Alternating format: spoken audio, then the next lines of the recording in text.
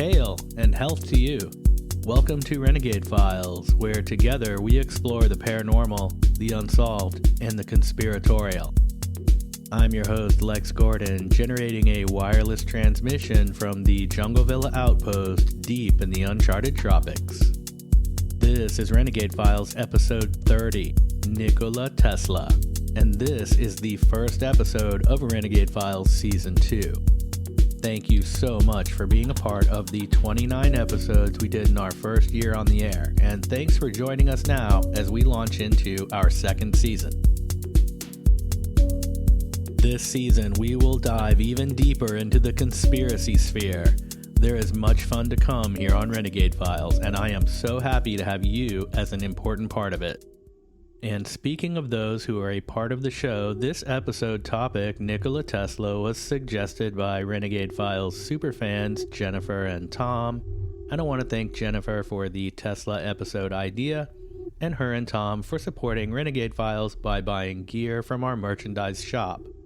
You too can be cool like them by visiting our secure online shop through the link in the show notes or on our website at therenegadefiles.com. Get some Renegade Files gear, help the show, and represent the finest paranormal brand in the multiverse. If you have an idea for a show or want to connect with me and other Renegade Files fans, do so on our Instagram page, which is @RenegadeFiles. Instagram adds a visual component to the audio world of podcasting, so they work well together.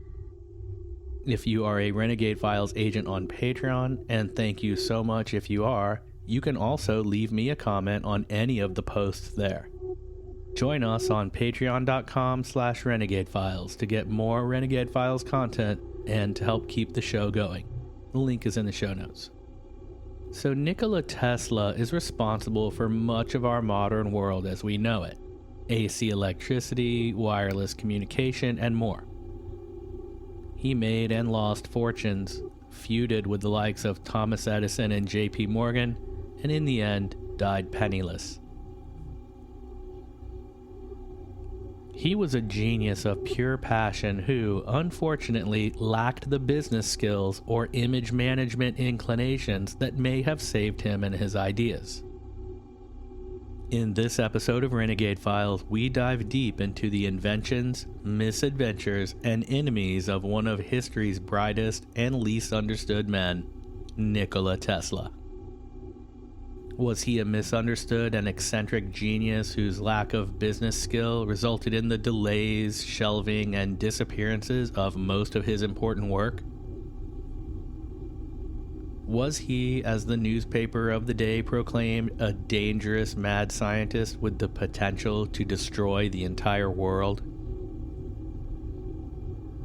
Or was he a true pioneer and futurist far ahead of his time, whose paradigm-shifting views on delivering electricity and free energy put him at odds with the powerful and ruthless robber barons of the day? Fire up your Tesla coil, set the time machine for the late 1800s, and join the Renegade Files crew as we explore the miraculous, troubled, and conspiracy-riddled life of Nikola Tesla. Nikola Tesla. Nikola Tesla. Nikola Tesla. Nikola. Part 1. Tesla's early life. A brief bio. Nikola Tesla was born on 10 July 1856 and died at 86 on January 7th, 1943. He was a Serbian-American inventor, engineer, and futurist who held 200 patents and invented the AC electrical current distribution that powers the world today. His father was a priest, and his mother, the daughter of a priest, was a very bright person by all accounts. She could memorize long book passages and Serbian epic poems, and she invented and built various homemade tools and mechanical devices that she used around the house. In 1870, Tesla moved to Karlovac, Croatia to live with his aunt and his uncle. His uncle was a retired Croatian army colonel nicknamed Old Warhorse. From what I could tell, Tesla made this move to be closer to a high school, and by high school, Tesla could perform integral calculus equations in his head, and this caused him to be accused of cheating by some early teachers. But one teacher, his math and physics teacher, Martin Sekulic, eventually realized Tesla wasn't cheating, and that teacher went on to have a deep influence on Nikola by showing him some of his physics and electrical experiments. After finishing 4 years of high school in 3 years, Tesla returned home before attending school to become a priest, which was what his father wanted him to do. But Tesla had been fascinated by demonstrations of electricity by his math and physics teacher while away at school and wanted to become an engineer. This caused tension between Tesla and his father, but finally Tesla agreed to become a priest as his father wished. But before he could go to priest school, Tesla caught cholera, which is a serious disease, and he was bedridden for 9 months and nearly died several times. It was in this time of illness that Tesla's father told his ailing son that if he lived, he would pay for him to attend any school he wished to study any subject he desired. Tesla tells us in his diaries that following this illness, he found he was able to visualize detailed and complex objects and systems in his mind. So vivid were these visualizations that he initially had the impulse to reach out and touch the things he saw. Later in life, Tesla would describe designing, building, and testing entire electrical or mechanical machines through this visualization technique. He said he was able to run multiple tests on the imagined equipment and see the results in three-dimensional space. In this way, Tesla was able to save countless hours and dollars where other inventors would have had to have built prototypes of their inventions. Tesla would only build a new device after creating it in his mind and running every conceivable test and scenario, and he claimed that once his devices were manufactured in real time and space, that they always performed exactly as he had imagined 100% of the time. So Tesla recovered from his illness and was preparing to select a university when the Austro-Hungarian army began to conscript young men for the war, so the draft. Fearing conscription, Tesla ran away from home and lived off the land in the woods, taking only some books, his hunting clothes, and a rifle. He emerged from the woods months later after learning that the army was no longer drafting recruits. He applied to the Imperial Royal Technical College in Graz, was accepted, earned a scholarship, but ultimately did not graduate.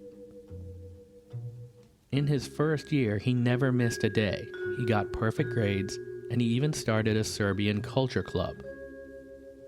He worked so hard in his first year that a staff member of the university actually sent a letter to Tesla's father, worrying that Tesla may exhaust himself and become ill due to his over-the-top work habits. In his second year, he got into several heated arguments with an engineering professor when Tesla suggested that one of the experimental machines in the electrical engineering lab contained unnecessary components and that it should be redesigned. Tesla became discouraged with the politics of the university, lost his scholarship, took up gambling, and left the school in his third year, and that is the really short version of that story. After leaving the Imperial Royal Technical College, Tesla traveled to Maribor, Slovenia, where he worked as a draftsman for an engineering firm. He spent his spare time playing chess and hanging out at a local pub until his father showed up and begged him to come home, but Tesla refused. Within a few months, Tesla was reported to the local police for living in Maribor without the proper residence permits, and Tesla was returned to his hometown under police guard. Now, I'm no expert on 19th century Slovenian residency laws, but this whole scenario seems suspicious to me. Remember, Nikola Tesla's father, Milutin Tesla, was a lifelong priest, and while he may not have been the most powerful man, he was certainly well respected and somewhat socially connected, maybe even influential in some circles. He had paid for Nikola to go to school, helped him get a scholarship, and let him pursue engineering even though he really had wanted Nikola to become a priest. But then Nikola goes off, basically gets mad when he can't have his way at college, so he quits, starts gambling, moves to Slovenia, and starts working for some small company and hanging out in the pubs all the time. His father wasn't having it.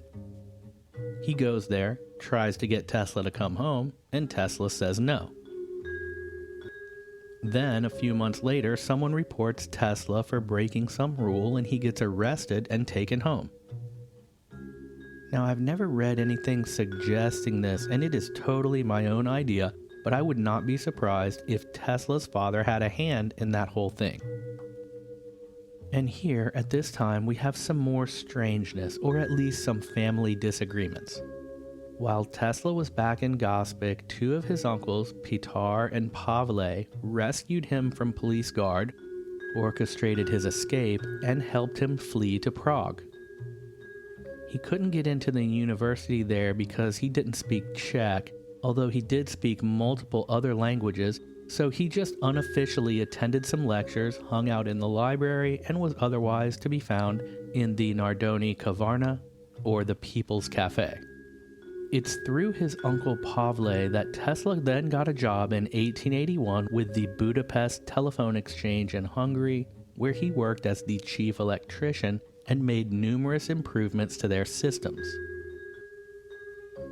By 1882, Tesla became obsessed with solving the problems surrounding AC power. He was convinced that AC power, or alternating current, was superior to DC, or direct current, which was the dominant technology for electrical devices at that time. Tesla delved deep into the mental realm trying to solve the riddles that AC power presented until he literally suffered a nervous breakdown so severe that he became physically ill. His condition was grim and he was not expected to live. But he did. After slowly recovering, he began to take walks with his friend Anthony Szigeti, with whom he was walking one afternoon through a park in Budapest when he froze, recited a passage from Faust, then drew a diagram in the sand with a stick. It was a diagram for a device that would generate electricity using a system of rotating magnetic fields. This diagram was what would become Tesla's electromagnetic motor, which is the basis for today's alternating current power systems. Tesla was 26 years old. In Tesla's words, "The idea came like a flash of lightning, and in an instant the truth was revealed. I cannot begin to describe my emotions. Pygmalion, seeing his statue come to life, could not have been more deeply moved. 1,000 secrets of nature which I might have stumbled upon accidentally, I would have given for that one which I had wrested from her against all odds, and at the peril of my existence." It was after this revelation that Tesla got a job with the Continental Edison Company in their Paris location. This was the international electrical company owned by Thomas Edison, and Tesla went to work to help bring electrical lighting to the suburbs around Paris. During this time, between 1882 and 1884, Tesla redesigned and improved several of Edison's electrical motors and generators. He also repaired a failed lighting system installed by the company for the German railway company in Strasbourg, but he was never paid the money he was promised for that job. This was to be the first in a long list of shafts given to Tesla from those for which he worked. Now, despite getting ripped off by the Continental Edison Company over the Strasbourg assignment, he did make some money working for them, and he used that money and some more money given to him from his uncles. Apparently Tesla had cool uncles, and he boarded a ship to sail to America. Among his belongings was a letter of recommendation from the manager of the Paris division of the Continental Edison Company addressed to Thomas Edison himself, suggesting that Edison hire Tesla. The closing of the letter read, "I have only ever met two geniuses in my life. One is you, the other is this man." However, on the passage to New York, there was a mutiny aboard the ship. Tesla was nearly thrown overboard, but he convinced them he was Croatian and not French, and for whatever reason that saved him. But the mutineers did take his money, and he got off the boat in New York with 4 cents and his letter to Edison. Tesla went to work for Edison, but Edison continually sent him to do menial jobs, and the two never got along. At one point, Edison promised Tesla $50,000 if he could, in fact, improve one of Edison's DC power systems like Tesla had said he could. Tesla went to work in his characteristic obsessive manner. It is said that he worked every day from rising at 3 a.m. until going to sleep at 11 p.m. and only ever sleeping those 4 hours. So with little sleep and a relentlessly rigid work ethic, Tesla toiled away for weeks in Edison's lab. He spent hours visualizing systems, then testing those systems in his mind, then applying the results, and remaking the machines to generate more and more electrical power given their inputs. In the end, Tesla refined Edison's DC power generator and improved its efficiency by 3 times. When Tesla presented this working improvement to Edison, Edison took the machine, registered a patent for it as his own, then never paid the money promised to Tesla.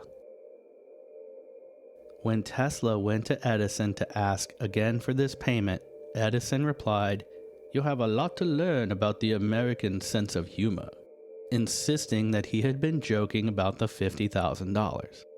So, Tesla quit. Within a year, Tesla had investors who financed his startup of the Tesla Electric Company, and there he developed a much improved arc lighting system which was implemented as a vastly better and more efficient method of street lighting.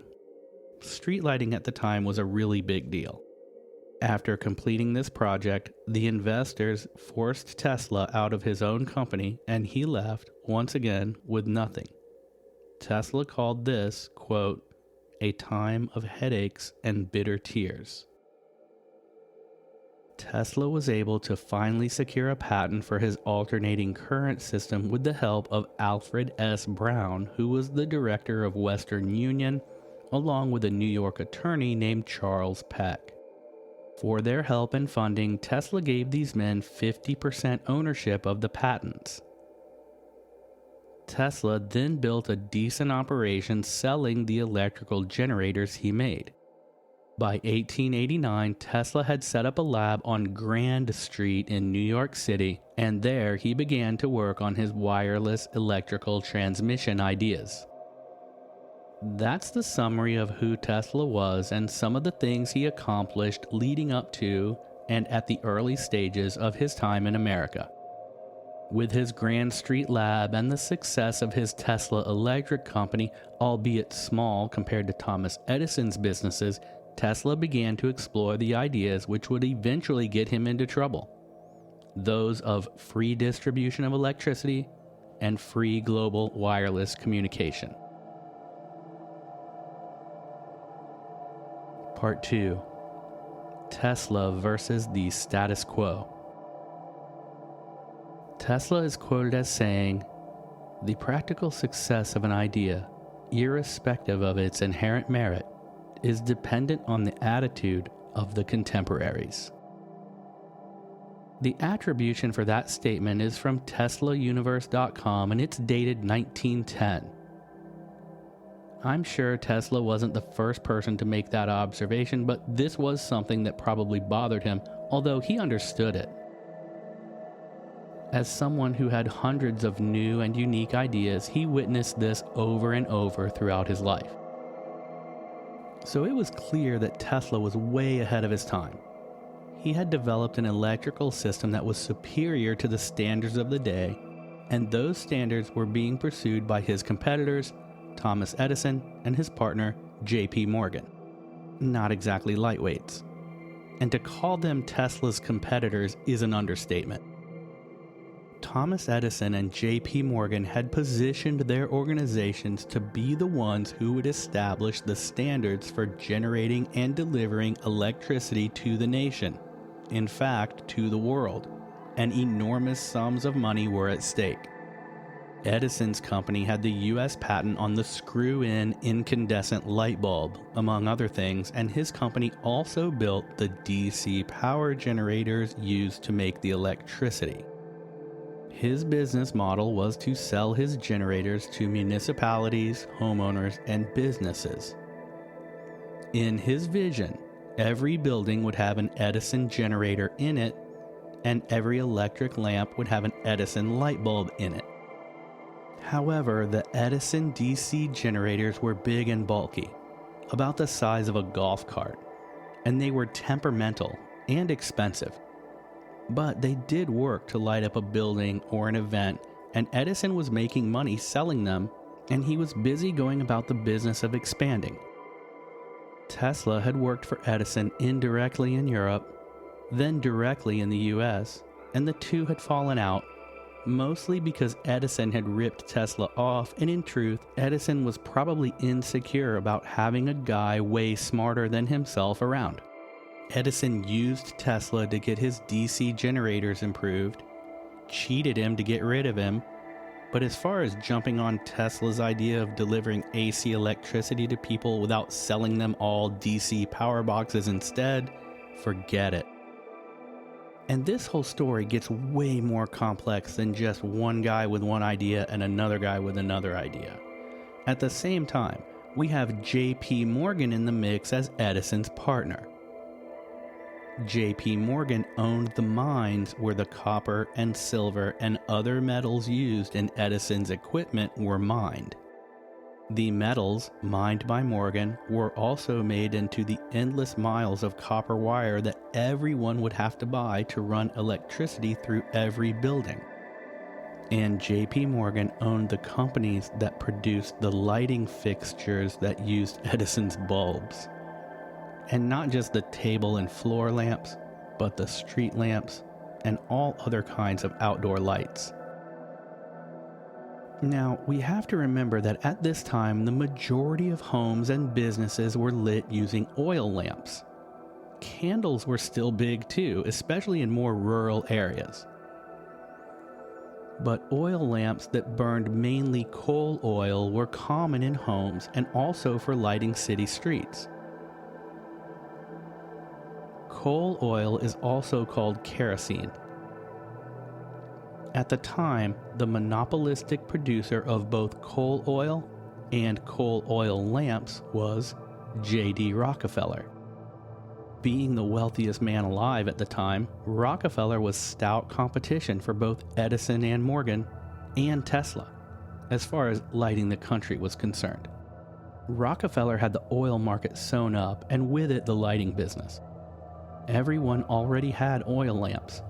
They worked, and people were used to them. No one fully understood this newfangled electricity then, and no one fully understands it now. Ask any electrical engineer. But Edison had succeeded in many ways to make electricity appealing. No more smoky lamps to light your house. No dangerous burning flames indoors, if all goes well anyway, and seeing a glowing light bulb would have been a miraculous thing to behold. The light bulb sold itself. It was the electricity to run it that was at issue.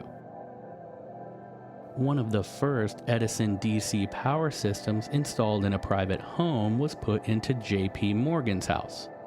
Morgan wanted this to work. He wanted people to believe it was safe, so what better way than to light his own house with electricity and keep it cool with electric fans spinning away. But the Edison DC generators were big and they were loud. And Morgan's house was big, it was a mansion. So that big of a generator was far too loud for Morgan to get any work done while they were running, so he had the device installed at the back corner of his garden in a building made just for it.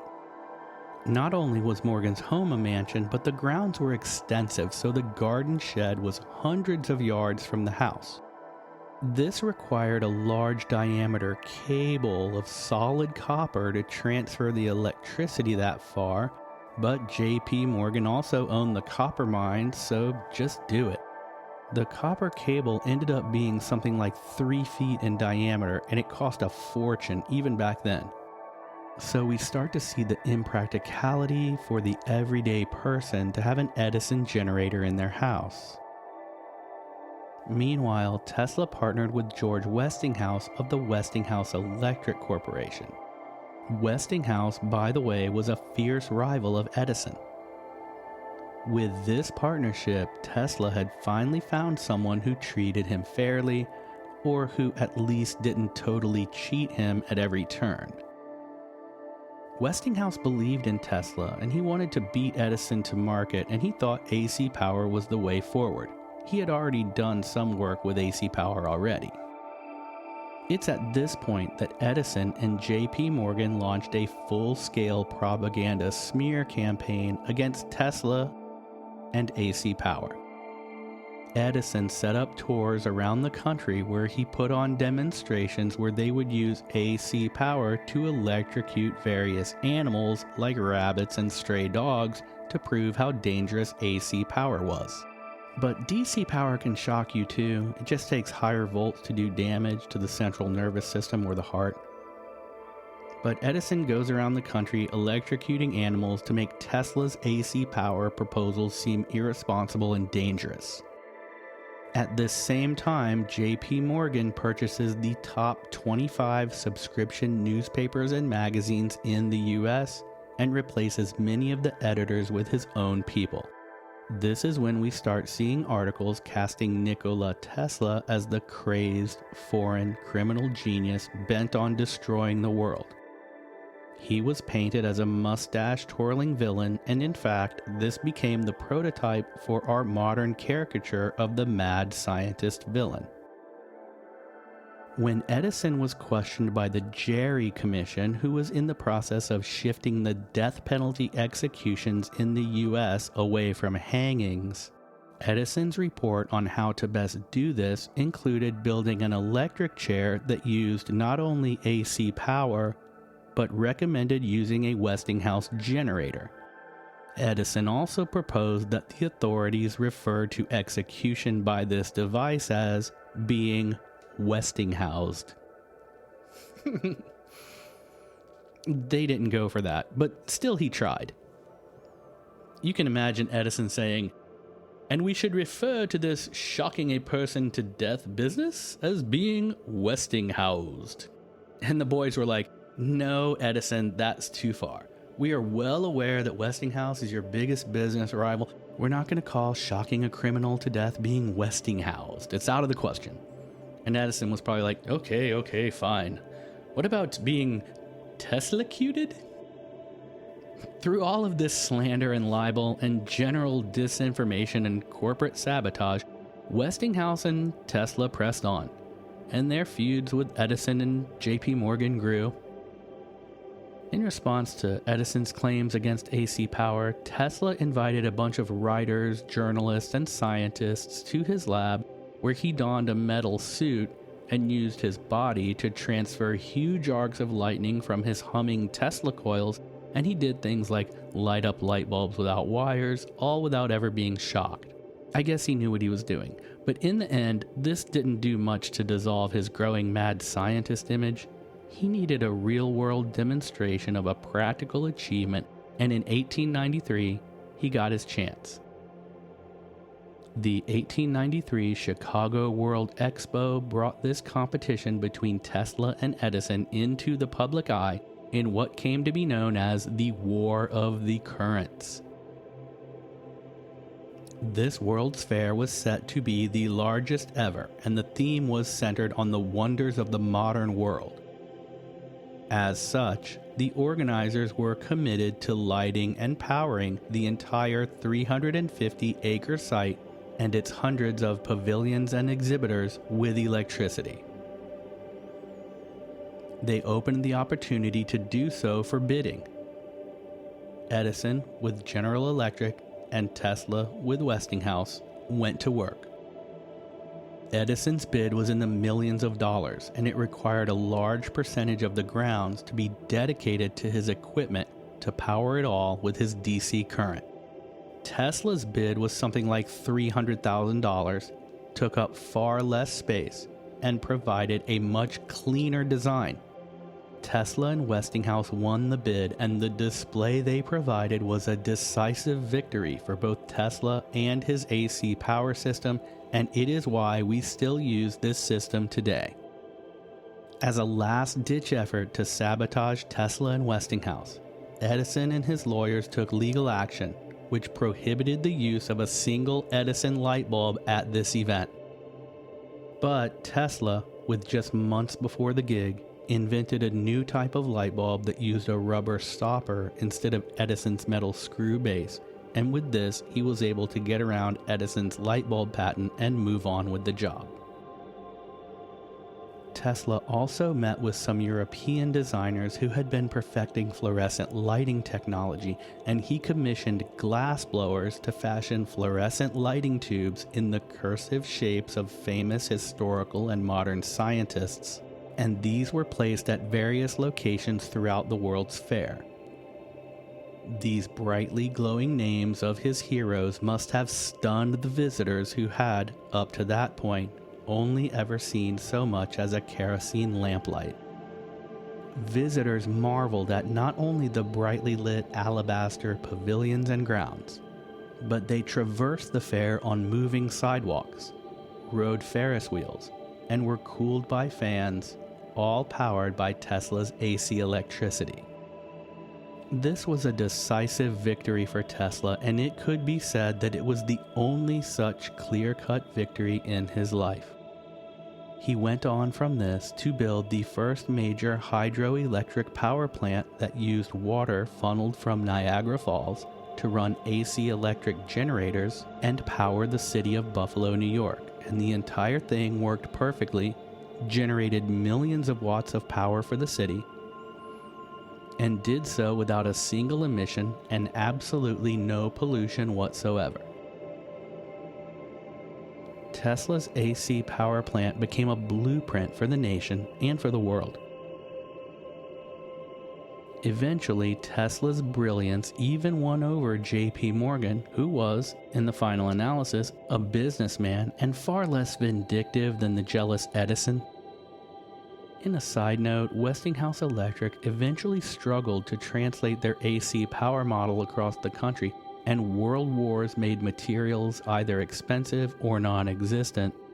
So amid this slide, Westinghouse approached Tesla and asked him to release Westinghouse from royalties owed to Tesla based on their use of machines created with Tesla's induction motor patents. The argument was that the company would go out of business if they had to pay Tesla his royalties, so Tesla agreed and signed away his claim on the payments. But the stock market soon crashed and Westinghouse went bankrupt anyway. The company went on to reorganize into multiple corporations, among them CBS. In time, J.P. Morgan actually financed Tesla with $150,000 in 1901 in exchange for 51% of all of Tesla's patents, including future patents, and the deal was that Tesla would build a wireless transatlantic communication system for Morgan. Now, it is interesting that JP Morgan would finance Tesla, someone that he had quarreled with and competitively fought against for years. But remember, it is $150,000, which is a lot of money in 1901, but at the same time, this is the same amount that JP Morgan had previously paid for a painting. So Tesla took that money and built Wardenclyffe Tower in New York, which JP Morgan thought was part of this new overseas communication system. But in reality, this was Tesla's design to generate electricity using Zenith standing waves. The way this works, essentially, is that one tower generates these waves, then transfers them around the globe using electromagnetic frequencies in harmony with the frequencies of the Earth and the atmosphere or the space in between them, and another tower somewhere else then harvests these waves that can be converted into usable electricity. In this way, Tesla wanted to give electrical power to the world without wires, without pollution, and in an extremely efficient manner. When JP Morgan found out what Tesla was up to, he took his money back, and the short version of the story is that he made sure that Tesla would never work in this city again, or anywhere else really, and as a result, Tesla went broke. Wardenclyffe Tower was demolished and sold for scrap, and Tesla dipped from fancy motel to fancy motel, running up bills he never paid, and in the end he died broke. A genius, but a broke genius nonetheless. And here we get into some deep conspiracy territory. His personal documents were immediately seized by the FBI and the Office of Alien Property in the name of national security, and that was that. It's also ironic that in our modern times, the JP Morgan Investment Bank has fought it out multiple times with Elon Musk's Tesla Corporation suing and countersuing each other for hundreds of millions of dollars. One last note on Tesla's Wardenclyffe Tower and his ideas of using Zenith standing waves to generate and transmit wireless electricity. For a brief moment, there was a glimmer of hope, and it seemed like Tesla's concepts might see the modern light of day. A Texas company called Visiv, that's V-I-Z-I-V, Visiv Technologies built a full-sized Wardenclyffe-style Tesla tower in a Texas field. People driving along an interstate could see it. Can still see it. They published some papers and built a website and claimed to have successfully recreated some of Tesla's experiments. The people at the top of Visiv were retired military brass, and people speculated that they had access to some of the confiscated secrets and were off to build a new wireless electrical system to power the globe without wires, pollution, EMF radiation, and with a system impervious to damage from storms and natural disasters. Exactly like Tesla had planned. You won't have any trouble finding hundreds of blog posts and articles denouncing Tesla's wireless energy ideas right into the present day, and this, by extension, has grown to include debunking Visiv and their efforts as well. One article I found went to great lengths to make the argument that Tesla, and now Visiv, just didn't understand electricity enough to know that the Wardenclyffe Tower experiments, where Tesla was able to light bulbs across empty distances without wires, was just an effect where these bulbs were grounding out the electromagnetic waves and therefore igniting, which first of all makes no sense, and second of all is almost impossible for me to believe that Tesla wouldn't know that, even if that was what was happening. And thirdly, if this description is true, what difference does it make?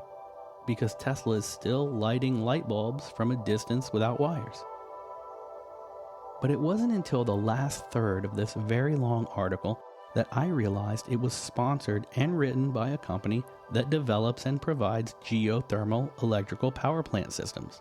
So using natural steam from the earth to produce electricity. The entire article was organized to trash Tesla's ideas of Zenith standing waves, wireless electricity delivery, and thereby discredit the Visiv project, and then promote their own geothermal electrical power plant systems. As of this recording, the Visiv website has been reduced to a circular link trap where every page just takes you to their contact page and there's nothing there. The company seems to have filed multiple bankruptcies, and it's doubtful that we will hear much from them anymore. Too bad.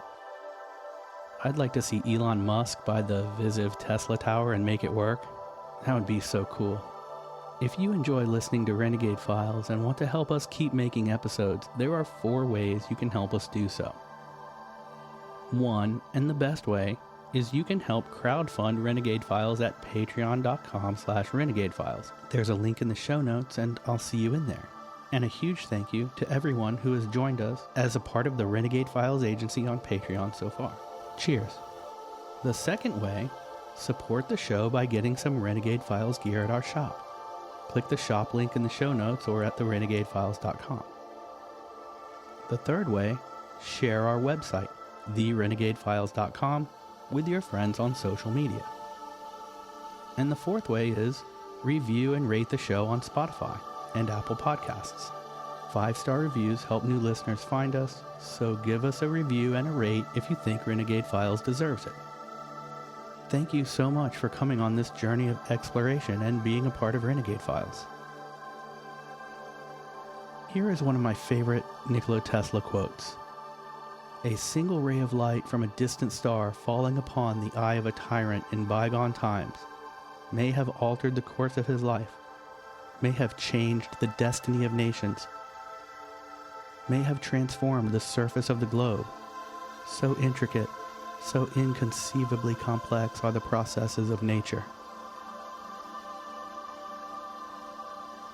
Tesla also exactly predicted our current internet and wireless smartphone age when he said, quote, "When wireless is perfectly applied, the whole earth will be converted into a huge brain, which in fact it is, all things being particles of a real and rhythmic whole.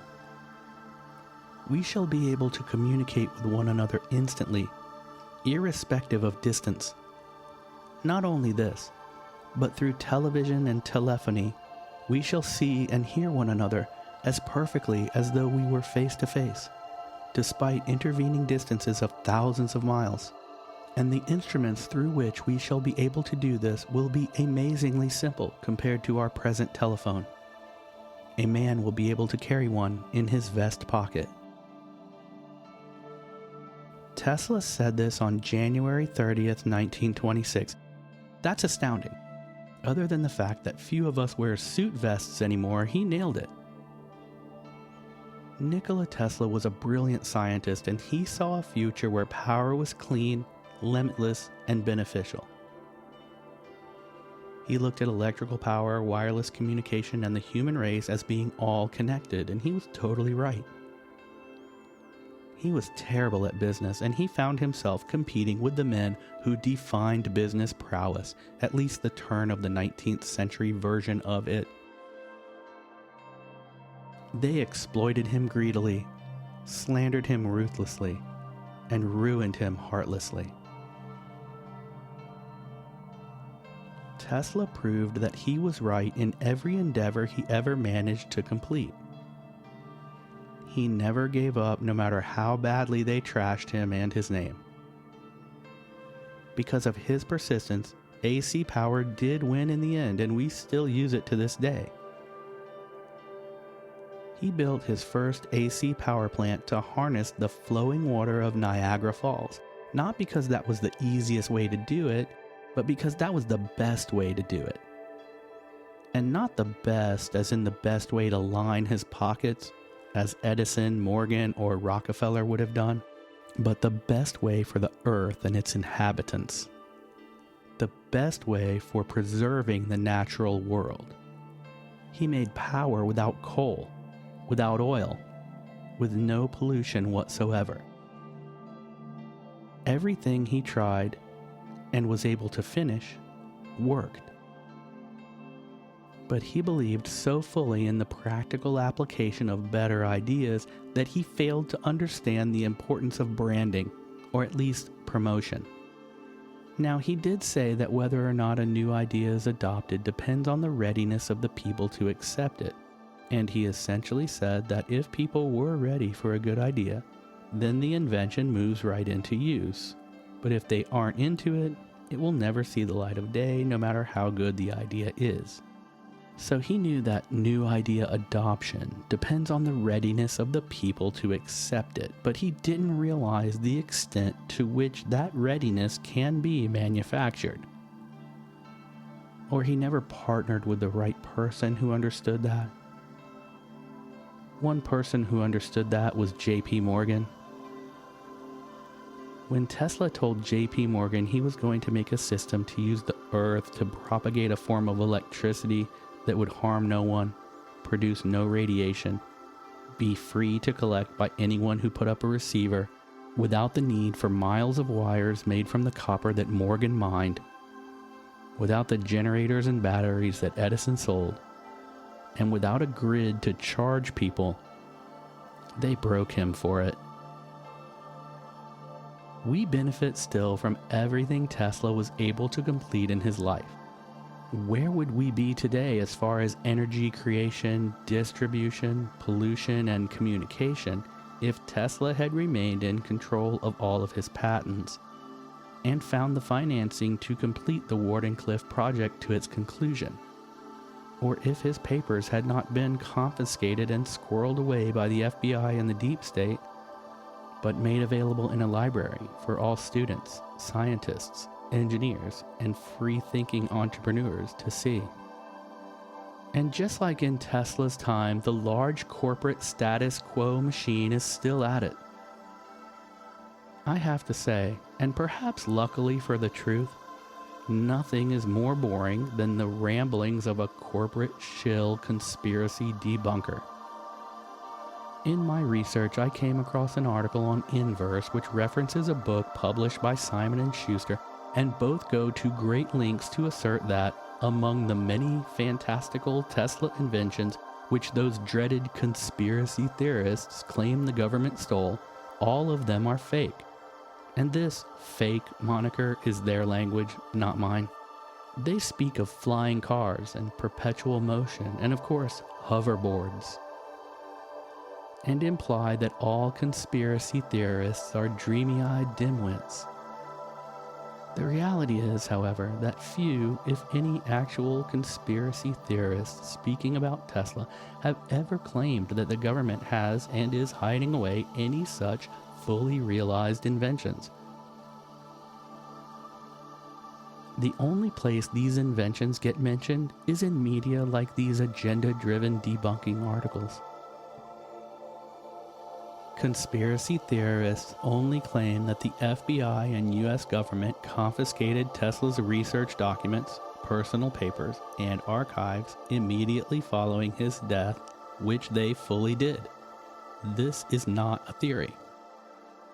The article says things like, if you believe everything the internet says about Tesla, ...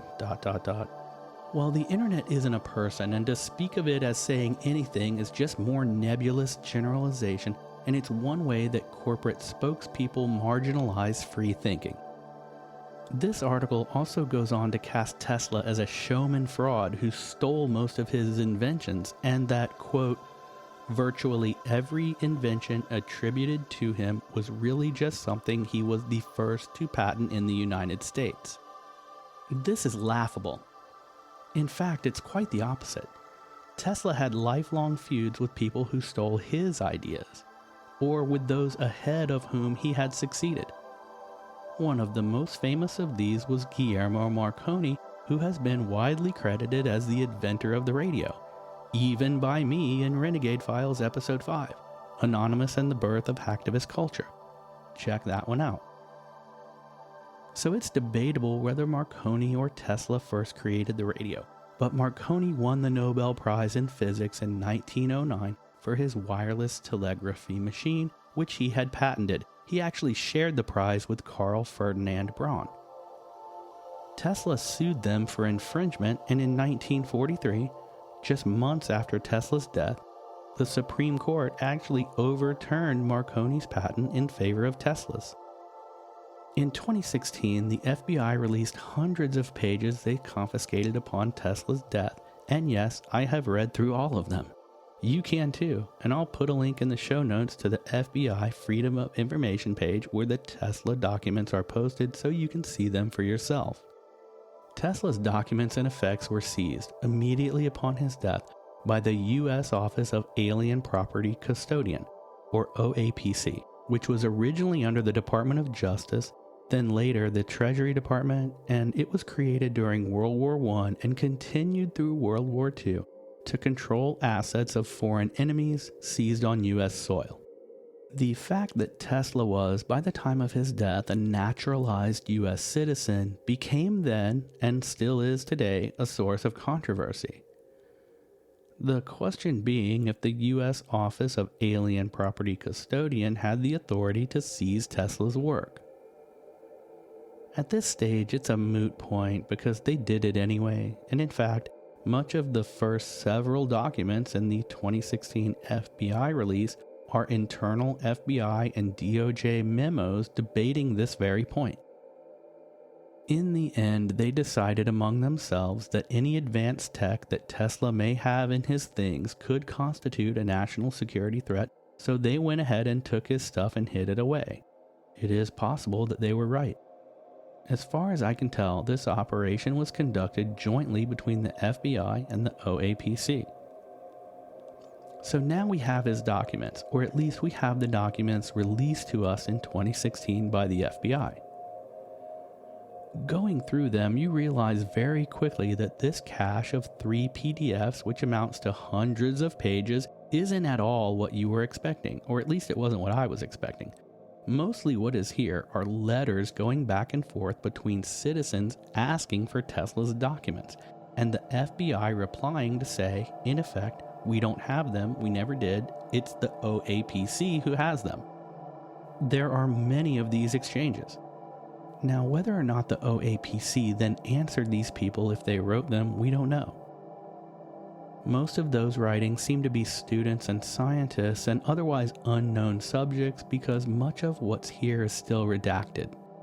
This back and forth between people asking for Tesla's documents and the FBI denying they have or ever had the documents goes on for the majority of Packet 1.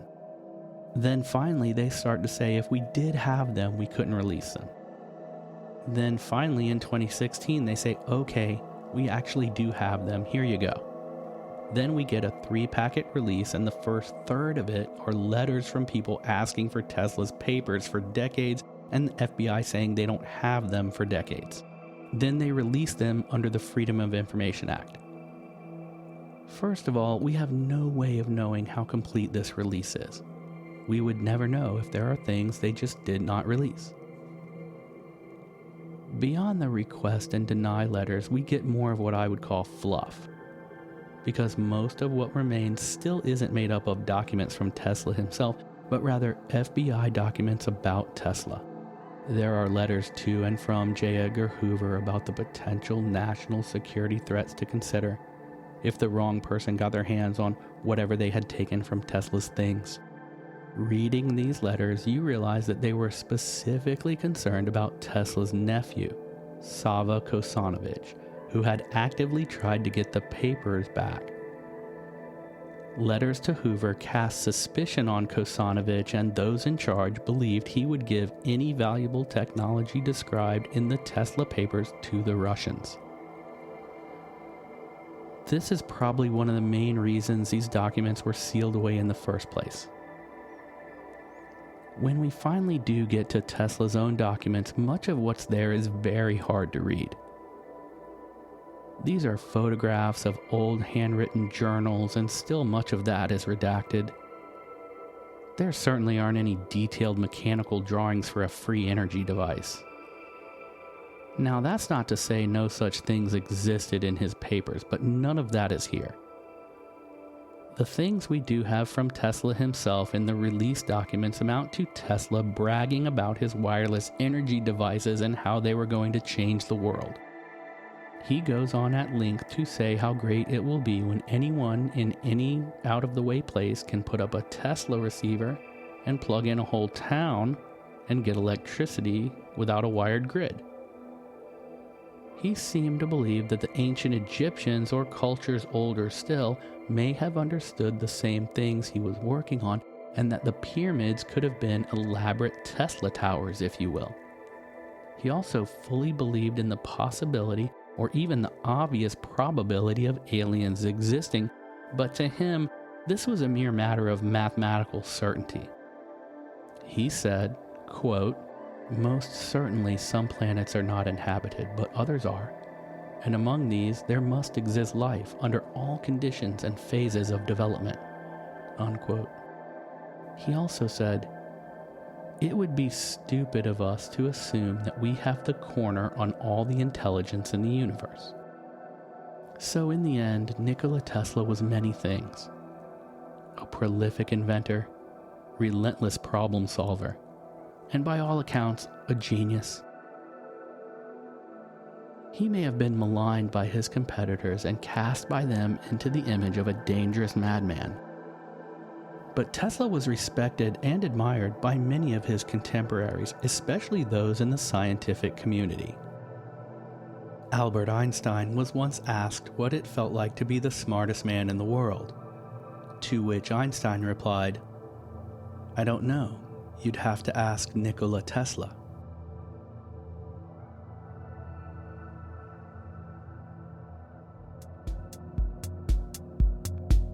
Thank you sincerely for joining Renegade Files and coming with me to explore the world of Nikola Tesla.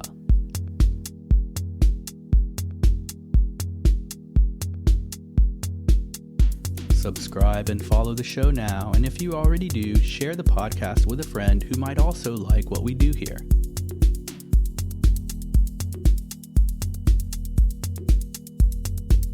I'm glad to have you in the Renegade Files crew.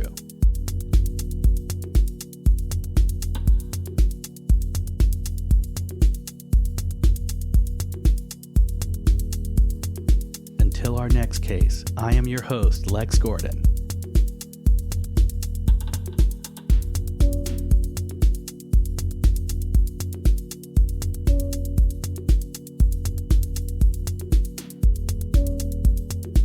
Stay wild, dragon child.